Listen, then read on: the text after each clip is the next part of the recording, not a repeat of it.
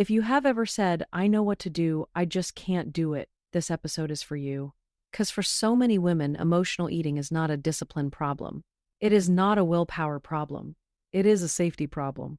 Welcome to Walk the Queen's Way. I'm Karrie Miller, Master Transformational Healing Coach. I help women break free from emotional eating so weight loss becomes sustainable without dieting. And this week, I want to focus on something that changes everything when you finally understand it. Your nervous system will always choose safety over willpower. That is not you being broken. That is biology.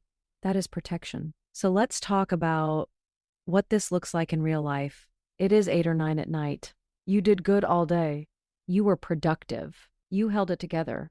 You made it through the stress, the pressure, the people, the responsibilities. And then you finally stop, and your body does something that feels like it makes no sense. You are not even physically hungry, but you feel pulled toward food, toward the pantry, toward snacks, toward sugar, toward that feeling of relief. Then the shame voice shows up. What is wrong with me? Why can't I just stop? Why do I keep doing this? I want you to hear me clearly. You are not failing. You are coping. For many women, overeating is a nervous system strategy. Food becomes the fastest off switch your body knows.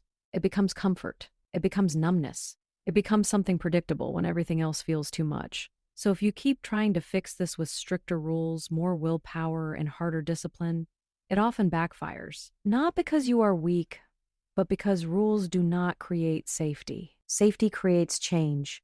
Here is a simple emotional eating fact that can help you tell what is happening in the moment. Emotional hunger often feels urgent and specific. It feels like I need that food right now. Physical hunger builds gradually and is flexible. You would eat something simple and still feel satisfied. So if it feels like an emergency, pause and ask yourself 2 questions. Would I eat something simple right now? What feeling is here right now? And that brings me to the tool I want you to use this week. I want you to keep it simple. I want you to do it even if you feel silly. Because tools are what build trust with your body. Here is the reset. Put both feet on the floor. Exhale longer than you inhale. 4 seconds in, 6 seconds out. Do that 3 times. Then put a hand on your chest and ask, what do I need right now? Not what do I want to eat? What do I need? Comfort? Rest? Reassurance? Connection? Relief? Now, the most important part. Meet one need for 2 minutes before you decide about food. 2 minutes counts. Tea counts. A warm shower counts. A blanket counts. Writing it out counts. Texting someone counts. Stepping outside for air counts. After 2 minutes, check in again. Do I still want food? Or did I just need relief? And if you do choose to eat, I want you to practice eating without punishment. The punishment is what fuels the cycle. Because here's another emotional eating truth. Shame increases the urge to self-soothe. Shame is not a motivator for long-term change. Shame creates stress. Stress creates cravings. Cravings create overeating. And then the cycle repeats. So if you overeat, your next step is not restriction tomorrow. Your next step is regulation now. Try this reset statement. Something was hard. I am learning.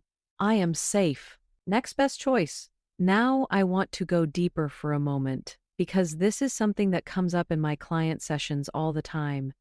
And it surprises women when they finally see it. Sometimes the reason you say you want to be thin, but you keep overeating, is because a part of you does not feel safe being thin. And I know that can sound confusing, but if your nervous system associates being thinner with being seen, judged, criticized, desired, exposed, or unsafe, it may protect you by keeping you in familiar patterns. This is not self-sabotage. This is self-protection. So the real question becomes, what does being thin represent to me?